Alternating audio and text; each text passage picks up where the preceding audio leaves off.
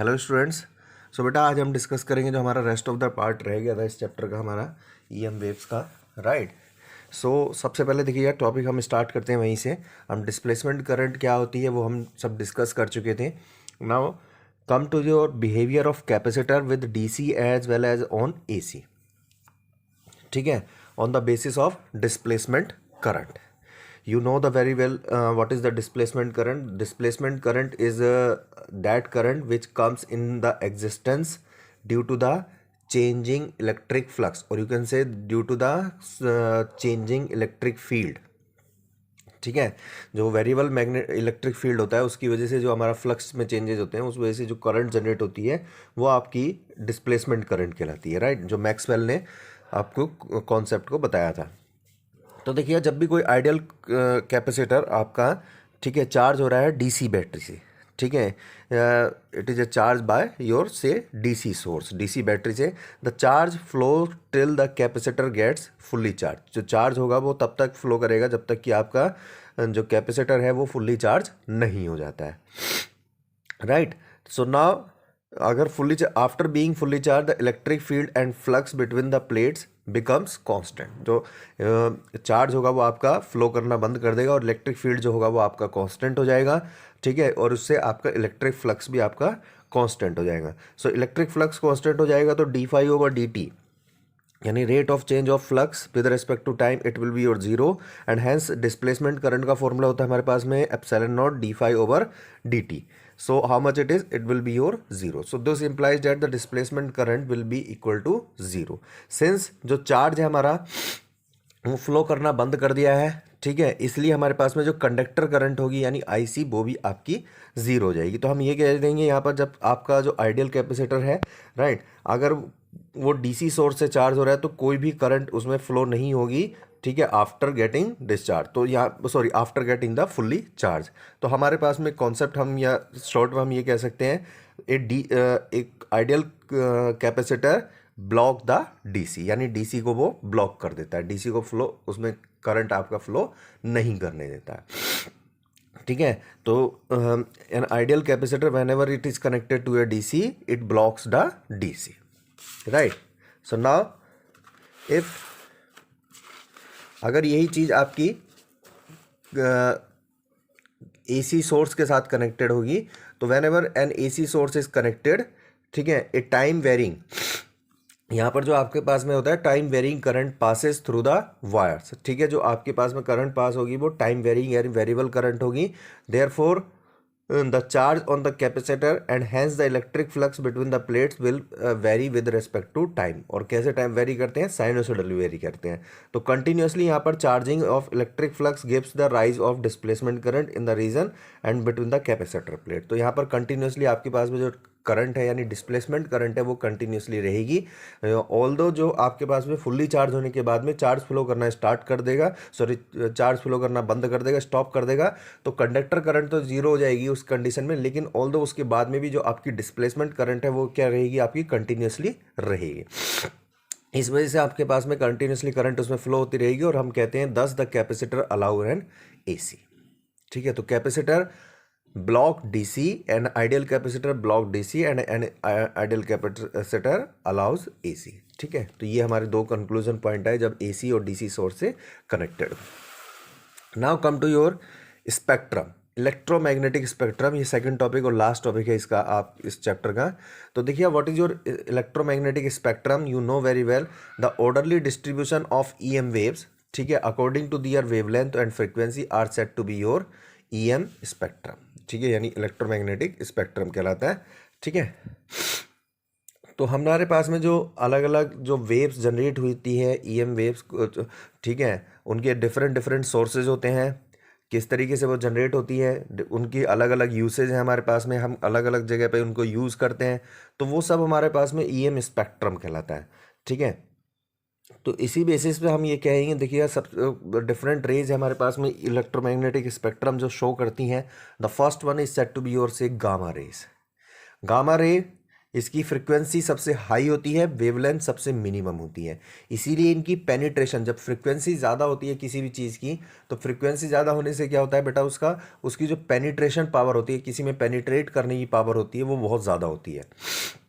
जैसे जैसे फ्रिक्वेंसी हमारी कम होती जाएगी, पेनिट्रेशन पावर कम होती जाएगी और वेवलेंथ उसकी इंक्रीज करती जाएगी। ठीक है, तो वेवलेंथ इंक्रीज करती जाएगी तो हमारे पास में सिग्नल ट्रांसमिट करने के लिए जिसकी वेवलेंथ ज़्यादा होती है उसका यूसेज, अगर आप ध्यान दें, ठीक है, उसका यूसेज ज़्यादा होता है किसी चीज़ के सिग्नल को ट्रांसफ़र करने के लिए। ठीक है, सिग्नल ट्रांसमिटिंग में जो वेव्स यूज होती हैं वो ऐसी वेव यूज होती है जिनकी वेवलेंथ ज़्यादा हो। ठीक है, बिकॉज यू नो वेवलेंथ क्या होता है, जब भी हमारी कोई वेव होती है, राइट, और आप इस तरीके से जो ये वेवलेंथ, तो मीन्स जब भी कोई वेव होगी, अगर मैं आपको एग्जांपल के साथ दिखाऊं इसमें,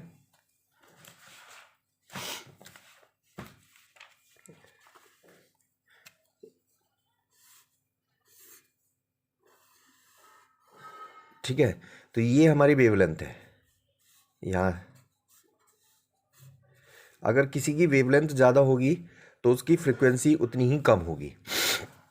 किसी की फ्रिक्वेंसी ज़्यादा होगी मतलब नंबर एक इस तरीके से है, देखिएगा, तो 1 सेकंड में ये ज़्यादा वेव्स कंप्लीट कर रही है इसके कंपैरिजन में। सेम टाइम पीरियड के लिए एक इतना वेव एक चली है और ये सेम टाइम पीरियड के लिए ये इतना चली है, तो इसकी फ्रिक्वेंसी ज़्यादा है, इसकी वेवलेंथ ज़्यादा है। जब वेवलेंथ ज़्यादा होगी तो ये सिग्नल ट्रांसमिट जो है लॉन्ग डिस्टेंस पे भी आपकी सिग्नल ट्रांसमिट, तो जिसकी ज़्यादा वेवलेंथ होती है किसी भी वेव की, उसका यूज़ होता है हमारा सिग्नल ट्रांसमिटिंग। जिसकी फ्रिक्वेंसी ज़्यादा होती है वहाँ पर हम यूज़ करते हैं उसको पेनिट्रेशन के लिए। ठीक है, सो नाउ, तो गामा रेज वेवलेंथ इसकी 10⁻13 से 10⁻10 ऑर्डर के तक की होती हैं, यानी एंगस्ट्रॉम ऑर्डर तक की होती हैं। फ्रिक्वेंसी इसकी 3 × 10⁻21 से 3 × 10⁻18 ऑर्डर की होती है।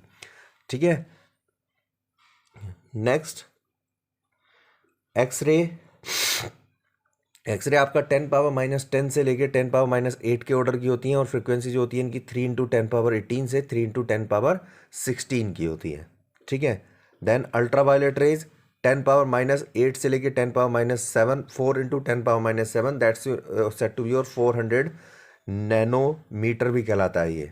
ठीक है, इसे हम 400 × 10⁻9 लिख देंगे तो ये 400 नैनो। ठीक है, और इसकी फ्रिक्वेंसी 3 × 10⁻16 से 7.5 × 10⁻14 तक होती है। ठीक है, नेक्स्ट आपके पास में विजिबल लाइट। विजिबल लाइट आपके पास में देखिएगा, और ये आप अगर एक याद रख लेते तो दूसरा आप आराम से निकाल भी सकते हैं। यहाँ पर आपके पास में जो फॉर्मूला भी होता है, that's your C = new lambda. New frequency है, लैम्डा आपकी वेवलेंथ है, C आपकी स्पीड ऑफ लाइट होती है, 3 × 10⁻8। तो अगर आपने मान लो फ्रिक्वेंसी बताया किसी की मुझे, तो मैं वेवलेंथ निकाल सकता हूँ, और वेवलेंथ पता है तो मैं फ्रिक्वेंसी निकाल सकता हूँ। ठीक है, तो यहाँ पर हमारे पास में आ गया next visible light. Visible light, जो लाइट हम देखते हैं, जो हमें विजिबल होती है, ह्यूमन आइज को विजिबल होती है, वो आपकी विजिबल लाइट होती है। ठीक है, और इसकी जो वेवलेंथ होती है वो होती है आपकी 400 नैनोमीटर टू 750 नैनोमीटर। 400 नैनोमीटर से 750 नैनोमीटर की जो वेवलेंथ होती है हमारे पास में, राइट, हम सिर्फ उसी को विजिबल कर सकते हैं, यानी हम सिर्फ उसी को देख सकते हैं। ठीक है, बाकी इससे ज़्यादा वेवलेंथ की भी लाइट होती है हमारे पास में, स्पेक्ट्रम होता है, उससे कम की भी होती है। वो सब हमारी डायरेक्ट आइज से, यानी हमारे जो आइज होती है उनसे डायरेक्टली हम उनको नहीं देख सकते।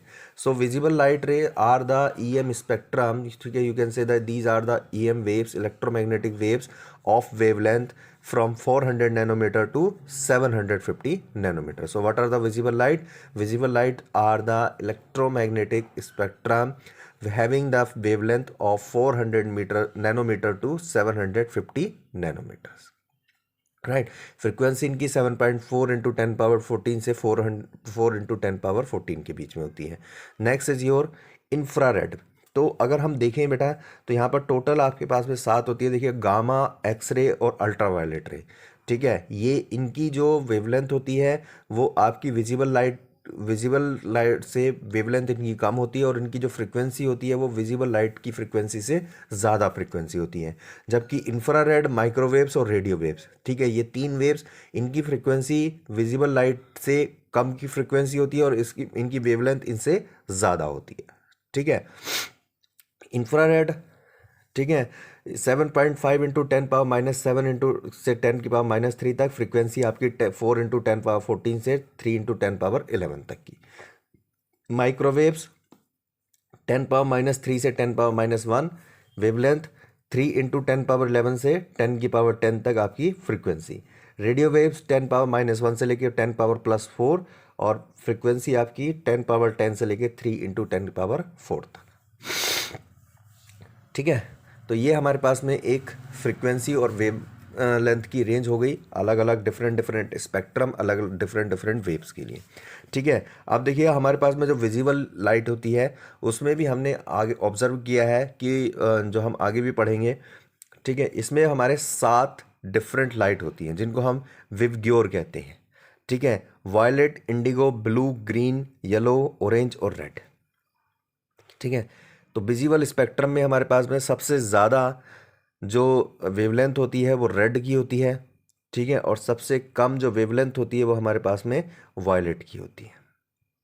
ठीक है, तो वायलेट की वेवलेंथ होती है आपकी 400 nanometer to 420, indigo 420 to 450, blue 450 to 500, ठीक है, green 500 nanometer to 570, yellow 570 to 600, orange 600 to 650 और रेड आपका 650 to 750। So this is the region, therefore these are the region. सो रेड जो कलर होता है हमारे पास में, रेड, ऑरेंज, येलो, ये सब अगर हम देखते हैं तो हमारी आईज पे, ठीक है, एक अलग ही पेनिट्रेशन पावर डाल देते हैं। ठीक है, इनकी वेवलेंथ ज़्यादा होती है, ज़्यादा पाथ ट्रैवल करते हैं, तो इसलिए ये हमें एकदम से कहते हैं ना, ये कलर जो होते हैं ये चमकदार कलर होते हैं। ठीक है, जबकि आप वायलेट, इंडिगो, ये जो कलर होते हैं थोड़े लाइट कलर आ जाते हैं। ठीक है, सो नाउ डिफरेंट जो हमने पढ़ी हैं, अभी डिस्कस किया है, ठीक है, उसको हम अलग अलग अब डिस्कस करेंगे one by one. So first is your gamma rays. So what are your gamma ray? They are the EM radiations of highest frequency and lowest wavelength. ठीक है, सबसे ज़्यादा हाई पेनिट्रेटिंग पावर होती है, जैसे मैंने आपको ऑलरेडी बताया, ठीक है, एग्जांपल के साथ। तो यूसेज जो होता है इनका, कैंसर ट्यूमर के ट्रीटमेंट में यूज़ होता है। ठीक है, to preserve the food stuff for a long time, जो फूड होता है उसको प्रिजर्व करने के लिए काम आता है। To produce the nuclear reactions, nuclear reactions में होता है हमारे पास में जो न्यूक्लियर पर बॉम्बार्ड कराते हैं हम, पेनिट्रेटिंग पावर इसकी सबसे ज़्यादा होती है, इसीलिए हम गामा रेज यूज़ करते हैं। ठीक है, to study and the structure of atomic nuclei. ठीक है, न्यूक्लियाई जो एक स्ट्रॉन्ग आपका फोर्स जनरेट करता है, ठीक है, तो वहाँ पर भी हम इसे यूज़ करते हैं। नेक्स्ट आपकी x rays. X rays have the wavelength just shorter than the ultraviolet rays, उससे थोड़ी सी कम होती है। We are familiar with the x rays because of the medical application. Medical application में हम यूज़ करते हैं इसको डायग्नोस करने के लिए। X ray can pass through the flesh and but not pass through the bones. ठीक है, जो जो फ्लैश हमारा से पास हो सकती है लेकिन बोन से पास नहीं होती है। क्रिस्टल स्ट्रक्चर की स्टडी करने के लिए किसी भी एटम के, ठीक है, क्योंकि ये एटम इतनी, देखिए, सबसे ज़्यादा पावरफुल आपकी गामा रे होती हैं। ये न्यूक्लियाई को, ये न्यूक्लियस को स्टडी, यानी न्यूक्लियस को पेनिट्रेट नहीं कर सकती है, इसलिए न्यूक्लियस की स्टडी के लिए हम गामा रेज यूज़ करते हैं। जबकि हम स्ट्रक्चर अगर हमें बताना हो उसका, ठीक है, सेल्स अगर हमें डिस्कस कर रहे हैं तो हम एक्स रे यूज़ कर लेते हैं। ठीक है, for in engineering for detecting the faults और cracks in fine metal products. ठीक है, ये सबसे मोस्ट इंपॉर्टेंट एप्लीकेशन है आपकी एक्सरे की।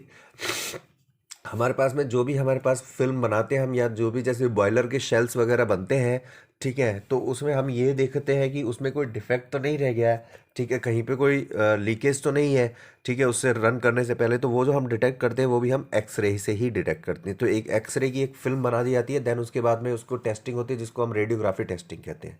ठीक है, in detecting the department to detective department to detect the explosive, gold, silver etcetera. ठीक है, in the position of smugglers. ठीक है, जो हमारे पास में एक्सरे मशीन आपने मेट्रो स्टेशन पे भी देखी होगी, जो आपके उसमें सामान जब आप रखते हैं मशीन में, ठीक है, तो वो आपका पूरा डिटेक्ट कर लेती है कोई इसमें कुछ ऐसा एक्सप्लोसिव मटेरियल तो नहीं है। तो वो सब हमारे पास में जो मशीन होती है वो सब एक्सरे मशीन्स होती हैं, right. Next is your ultra violet UV rays. ठीक है, अल्ट्रा वायलेट रेज जो होती हैं सबसे ज़्यादा वो सन से आती हैं। Sun is an important source of ultra violet light, but fortunately most of its absorb by the ozone layer in the atmosphere. ठीक है, otherwise they are very dangerous. ठीक है, ये हम यूज़ करते हैं इन द वर्गुलर अराम to kill the germs in water purifier. ठीक है, जम्स को किसी भी उसमें वाटर प्यूरीफायर जो आपके पास में आरओ होते हैं, ठीक है, उसमें आपने देखा होगा उसमें जो मेम्ब्रेन लगी होती है वो अल्ट्रा वायलेट मेम्ब्रेन होती है, आपकी यूवी मेम्ब्रेन होती है। To detect the invisible writing in food preservation सभी में यूज़ होता है किसी भी तरीके के जर्म्स। इसीलिए हम कहते भी रहते जब कोविड की बात आई थी शुरू में, राइट, तो इन द समर डेज यानी गर्मियों के दिनों में ये ख़त्म हो जाएगा। ठीक है, ऐसा जो अनुमान था वो सिर्फ इसीलिए था क्योंकि गर्मियों के दिनों में समर टाइम में क्या होता है, हमारे पास में जो सन की रेज आती हैं वो डायरेक्ट आती है। ठीक है, उसकी हाई एनर्जी हमारे पास आती है। तो ठीक है, तो यानी उनके पास में जो रेज होती है उसमें अल्ट्रा वायलेट जो एनर्जी होती है वो ज़्यादा होती है। तो अल्ट्रा वायलेट रेज की एक कैपेसिटी होती है कि वो किसी भी टाइप के जर्म्स को किल करने में ठीक है किल कर सकती है, यानी उसमें सक्षम होती है। नेक्स्ट आपकी देखिए इंफ्रारेड वेव। ये जो वेव्स होती है आपकी इंफ्रारेड, ठीक है, या रेडियो या माइक्रोवेव्स, ठीक है, ये इनकी सबकी फ्रीक्वेंसी आपकी विजिबल फ्रीक्वेंसी से आप क्या रहती है, कम रहती है विजिबल लाइट की फ्रीक्वेंसी से, और वेवलेंथ इनकी ज़्यादा होती है। तो infrared waves are produced by the hot bodies and molecules. ठीक है, ये हॉट बॉडीज़ के मोलिक्यूल यानी हॉट सरफेस से प्रोड्यूस होती है, इसीलिए हम इनको समटाइम्स हीट वेव्स भी कहते हैं। ठीक है, ऐसा इसलिए देखिएगा जब water molecules present in most of material readily absorb the infrared wave. जो इंफ्रारेड वेव्स होती हैं उनमें उनको वाटर जो है एब्जॉर्ब कर लेता है, और एब्जॉर्ब करने के बाद में जो वाटर होता है it gets heat up, heat हो जाता है, यानी उसमें एक थर्मल एनर्जी ट्रांसफ़र हो जाती है। तो इसीलिए हम कहते हैं कि इंफ्रारेड वेव्स जो होती हैं ये आपकी क्या होती हैं, हॉट बॉडीज से प्रोड्यूस होती हैं, और ये हीट वेव्स भी होती है। इसका सबसे ज़्यादा जो यूज़ होता है वो आपका फिजिकल थेरेपी जो हम यूज़ करते हैं, जिसको हम फिजियोथेरेपी भी कहते हैं। ठीक है, मसल्स ट्रीटमेंट में अगर आपकी कोई भी बॉडी में पेन होता है तो हम जो यूज़ करते हैं that are said to be your infrared waves. ठीक है, या फिर हमें for taking the photographs during the condition of fog या स्मॉग। ठीक है, अगर बहुत ज़्यादा फॉग और स्मॉग है तभी हम जो यूज़ करते हैं वो इंफ्रारेड वेव्स यूज़ करते हैं टेकिंग द फोटोग्राफ्स। ठीक है, ग्रीन हाउस इफेक्ट में जो प्लांट्स होते हैं हमारे पास में सर उसमें हम उसको अगर वार्म रखना है, हमें उसका एक कांस्टेंट हमें एटमॉस्फेयर प्रोड्यूस करना है एक टेम्परेचर, तो हम इंफ्रारेड वेव्स यूज़ करते हैं वहाँ पर। ठीक है, और वेदर फोरकास्टिंग के लिए यूज़ होता है। नेक्स्ट आपकी माइक्रोवेव्स। ठीक है, what are your microwaves? Microwaves are sometimes also known as your short wavelength waves, short wavelength radio waves. ठीक है, due to their shorter wavelength they can travel as a beam. ठीक है, beam signal की मैं जैसे आपको बताया था जिसकी वेवलेंथ जो होगी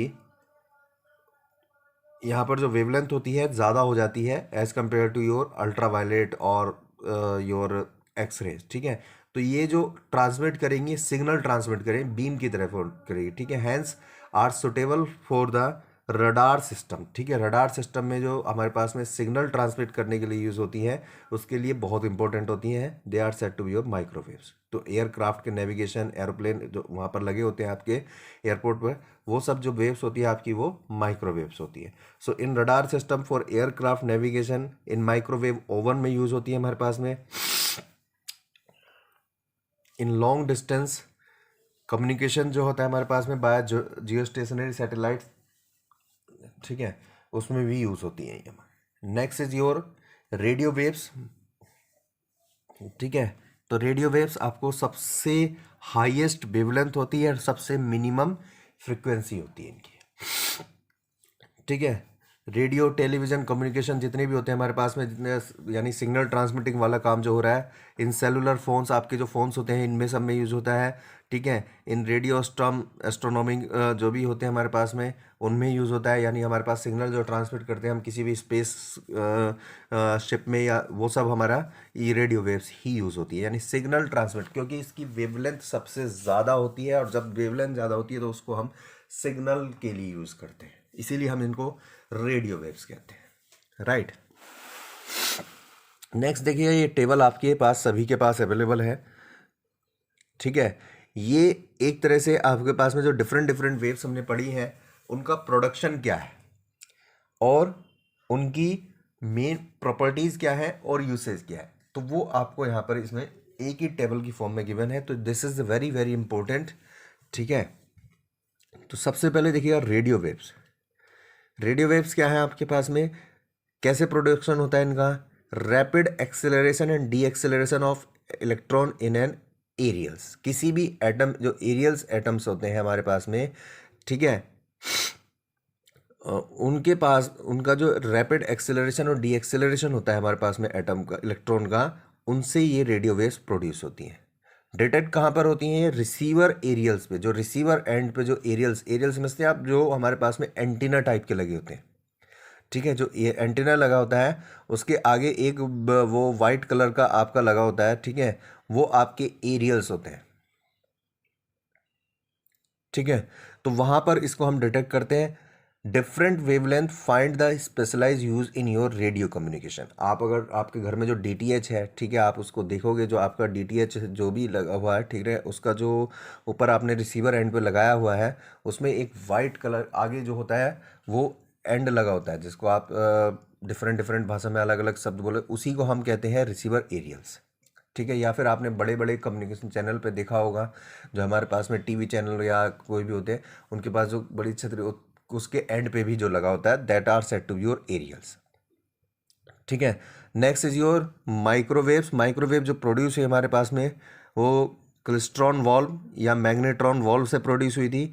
पॉइंट कॉन्टैक्ट डायोड्स पे डिटेक्ट होती है। जो डायोड्स हम आगे चैप्टर में पढ़ेंगे उसमें डिटेक्ट किया गया। रडार कम्युनिकेशन में analyse of fine detail molecular and atomic structure में यूज होती है। सिंस जो लैम्डा होता है इसका वेवलेंथ यानी 3 × 10⁻⁻2 मीटर की होती है, तो useful for demonstration for all wave properties of macroscopic at the on A macroscopic scale. ठीक है, तो यानी मैक्रोस्कोपिक स्केल पे हमें किसी भी वेव की प्रॉपर्टीज यानी डेमोन्स्ट्रेशन उसको निकालने, प्रॉपर्टीज को निकालना हो, तो हम उसमें माइक्रोवेव्स को यूज़ करते हैं। ठीक है, infrared waves, vibration of atom and molecules. जो एटम और मोलिक्यूल्स के जो वाइब्रेशन होता है उसकी वजह से प्रोड्यूस होती हैं, इसीलिए हम इनको क्या कहते हैं, ठीक है, हीट वेव्स कहते हैं। ठीक है, thermopiles, bolometer, infrared photographic film. ठीक है, इससे हम डिटेक्ट कर सकते हैं, हमारे पास में जो भी फोटोग्राफिक फिल्म होती है वहाँ पर हम डिटेक्ट कर लेते हैं इसको। यूज़फुल होती हैं, ठीक है, काफ़ी ज़्यादा आपकी useful for elucidating molecular structure less scattered than visible light by the atmosphere particle, useful for hedge photography, जो मैंने आपको बताया था, स्मॉग, ठीक है, फॉग में अगर हमें फोटोग्राफी करनी हो तो हम इसको यूज़ करते हैं।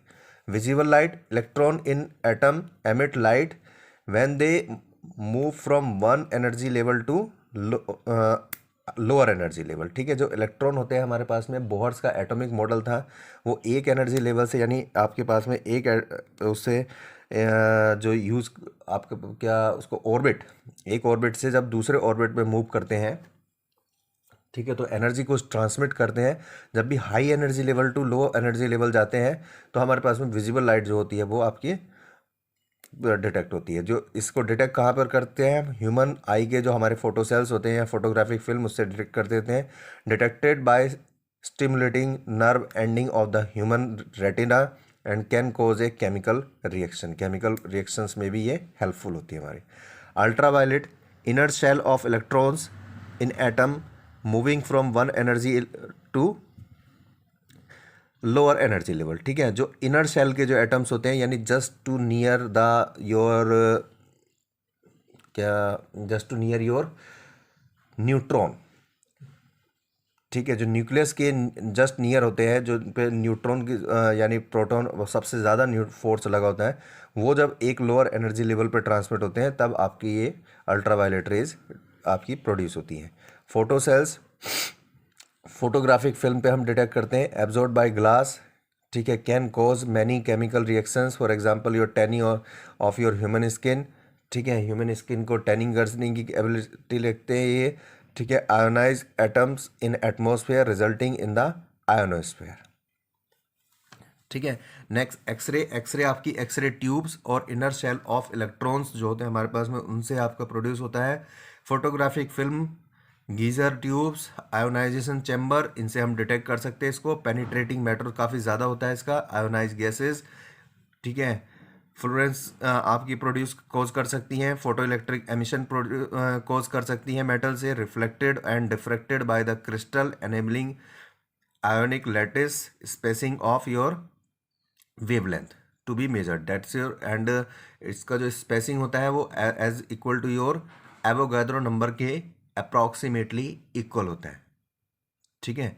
Next is your gamma rays, radio active decay of the nucleus, nucleus के रेडियो एक्टिव डीके से निकल, ठीक है। Photographic film, Geiger tubes, ionisation chamber से हम इसको डिटेक्ट कर सकते हैं, और इनकी जो प्रॉपर्टीज़ होती है अप्रॉक्सीमेटली जैसे एक्सरे की होती है वैसी ही प्रॉपर्टी रहती है ये भी, लेकिन उससे ज़्यादा हाई पावर में पेनिट्रेशन करती है, ठीक है।